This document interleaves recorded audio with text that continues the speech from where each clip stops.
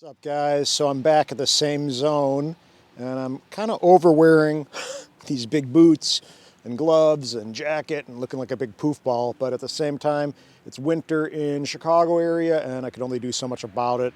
I am going to try to get to Hawaii soon, so most likely I'll go for 2 to 3 weeks.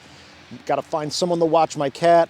Once I find someone to watch my little Siamese Simon, I will probably head there for at least 2 to 3 weeks, so that will be good. But for now, I am here. So a lot of times when you're flying drones, you don't necessarily remember where your home point is. That's one of the things I'm going to talk about, is getting back home safely and efficiently, utilizing what's in your app and doing some things that I found that really helped me out. So I'm going to get the drone in the air and take off. Take off. The home point has been updated. Please check it on the map. I'm going to go straight up about 100 feet. And what I personally think everyone should do is scan the space that they're in. So scan around, do a 360, push left or right on the left stick, and just kind of see what is around you landmark-wise, or something that stands out visually. So right now we got obviously a big windmill. That's a pretty huge feature over here. We got the river. We have a road, so we know to be conscious of the road. We got some telephone wires that you really can't see, but they're there. And we got a ton of trees. And then if we scan again around over here, we have a tower that's way back there that we, of course, want to pay attention to. And then we have more dead space. So say we're flying this way, and we're just going to kind of cruise. I can see the drone still. But it may seem like no big deal and no way to get lost. But again, we're just using my space right now as an example. But depending on where you're at, if you're in the mountains or you're in somewhere where you're flying into some ridges, like I've been in Hawaii before and I've flown into the mountains and the drone just gets lost essentially. And that becomes really stressful because you're now losing the drone and you can't really see where you're at because you've never flown there before, and it can be just all very overwhelming and start to add up, and then you have a bad situation on your hands. So essentially what I'm going to do is fly. So say I'm flying and I'm just getting some footage like this. You're cruising, you're getting some abstract footage of the treetops, and you do this for, 5 minutes. All of a sudden you're further than you realized you were, and you kind of lost orientation of where you are in relation to the drone. Even though we have this compass, not everyone knows how to read the compass properly. And if we're having the controller beep at us saying we're at extreme low battery, you can start to panic and get in over your head. That's really pretty, isn't it? I'm getting nature ADD kicking in. But say we're getting some footage like this, and we're going to cruise.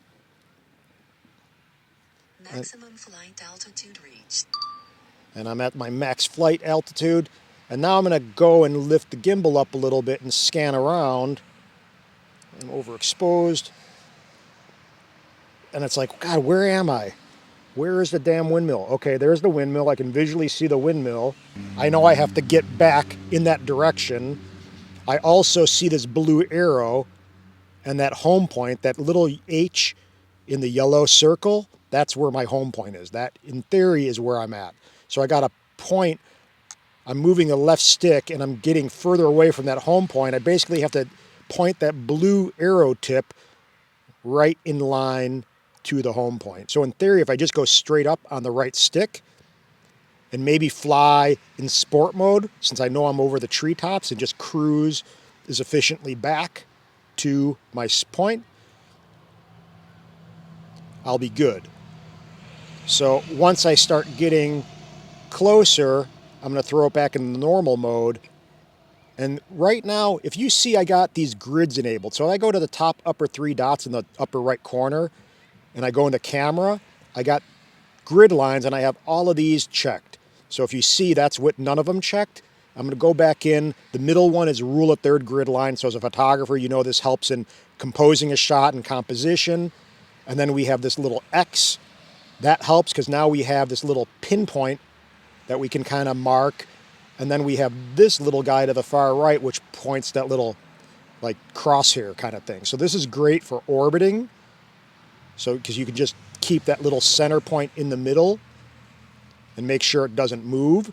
But one thing when you're flying, say this is where I'm at. So I see my car right over here. And if I cruise and I'm like, okay, I'm right here, I'm just going to land. If I point the gimbal straight down, you're going to see that I'm really nowhere near me. I mean, I am, but I'm still 400 feet away. So I'm going to keep the gimbal down, go straight towards me, and cruise and drop altitude a little bit at the same time to be efficient. And maybe put the gimbal up to peek at where I'm at. Okay, so here I am. I think I'm right here. And I'm going to look up and I see, I'm going to back up a little bit to kind of get right up at the black car. And I'm going to drop altitude and put it in the sport mode and be ultra conscious because I am in sport mode. And if you do have obstacle avoidance or anything, it'll be disabled in this mode. And you're flying obviously at a much higher rate of speed. So you got to be that much more careful. I see the drone dropping. Once it gets to around 100 feet, I'm going to throw it back into normal mode. There we go. And now with this crosshair enabled, I can pretty much pinpoint exactly where I need to land. So I'm going to come down in altitude that much more while visually watching.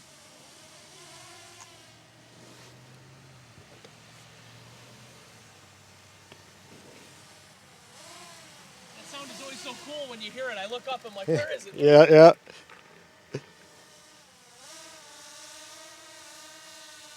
So I'm going to visually look at the drone and I'm going to bring it down right into my hand, land, and boom. But again, utilizing those grids, utilizing and knowing that if you point the gimbal straight down with those grids enabled, you essentially have a crosshair right on where you need to land. And that's really helpful. And again, scanning the space to see visually where you're at is also a huge thing. So take advantage of all of those little pointers. And again, if you are somewhere where you know you could hightail back, throwing it in the sport mode, utilize that and get from point A to B higher up altitude wise. And then once you get above where you're at and the distance gets less, then just drop back into normal mode and drop your altitude and come straight down. And that's a really good way of getting back to you quickly and efficiently and safely. And I hope that helps. Just a quick little one. Aloha guys, thank you, bye.